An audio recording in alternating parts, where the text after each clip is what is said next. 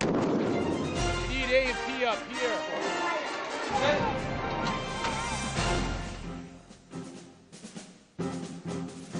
Welcome to Freedom Watch Afghanistan. I'm Tech Sergeant Gene Taylor.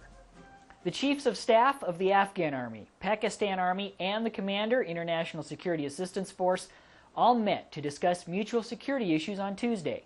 The meeting between General Bismillah Khan, Chief of Staff of the Afghan Army, General Kayani, Chief of Staff of the Pakistan Army, and General David McKiernan, Commander of ISAF, was reported to be frank and productive. The three generals agreed that ISAF, Afghan and Pakistan forces must all work together to eliminate militant sanctuaries. The generals agreed to hold further talks on a more frequent basis. Well, Bagram Airfield is the busiest runway in Operation Enduring Freedom, with over 190,000 flights every year. Do the math, and that averages to over 500 flights a day. Airman First Class Gina Mulder shows us how every plane that lands on Bagram has three big obstacles to overcome. This is Bagram Airfield's Approach Control Center. These radar controllers monitor and direct all air traffic as they approach or leave the airbase. Unlike the tower, where you'll see the tower most of the time, the radar controllers are the unseen entity, whereas we do everything off inside of a little dark room with radar scopes, and we provide all the separation for all the aircraft who are flying within 50 nautical miles of Bagram. It's their job to ensure pilots safely navigate past several problems specific to flying into and out of Bagram. The first obstacle is the most obvious. The mountains here pose a problem because you can't normally just vector aircraft from point A to point B when you have mountains to consider. Which brings us to the next problem. The mountains force all air traffic into one narrow corridor. So there's really only one way in and one way out of Bagram Air Base, and that's from the south. Now, to make matters worse, that narrow air corridor comes right over the top of Kabul Airport. Kabul Airport is extremely busy also. But before you get too worried, know that each of the 21 civilians who work in this room are previous military. They've all been doing this job for years. They have plenty of experience dealing with Bagram's peculiarities. With the high minimum vectoring altitudes and the way the landscape is it's quite a task to do it without any mishaps or anything, and the people in the radar approach control do a fantastic job of keeping all these aircraft separated. Airman First Class Gina Mulder, Bagram Airfield, Afghanistan.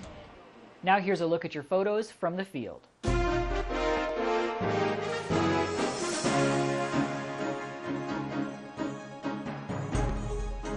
Marines with the 24th Marine Expeditionary Unit help Garmsur citizens rebuild their homes. The AMU has focused efforts on Garmsur's infrastructure since offensive combat operations slowed in June. The 24th MU has invested almost $20,000 in fixing Garmsur's infrastructure. Military chaplains are easily found in your base chapel or sometimes roaming your hallways, checking up on the troops. Marine Corporal Robert Durham introduces us to two military chaplains that prefer to do their jobs on the front lines. For the next hour, this bee hut, usually used as a DFAC, will be converted into a chapel.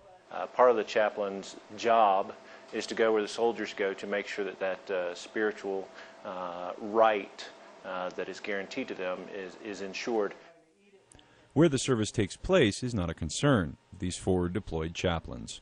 Being present with the troops where they are, where they work, and where they live is vital. It's essential to serving them, serving their needs. You can't do that from far away, so you have to go where they are. The chaplain's role is important, but especially out here. Spiritual care goes beyond just religion. Everyone has spirit, and so we try to provide that care for people, particularly here in places where their spirit gets very tired and very weary from the fight. This is the first religious service FOB Wilderness has had in over 2 months. So why such a small crowd? Well, most of the 161 Cavalry's troops are still out in the field. But regardless of how large or small the flock may be today, these shepherds give a full service. When the rest of the unit returns, this DFAC, no doubt, will become a chapel again.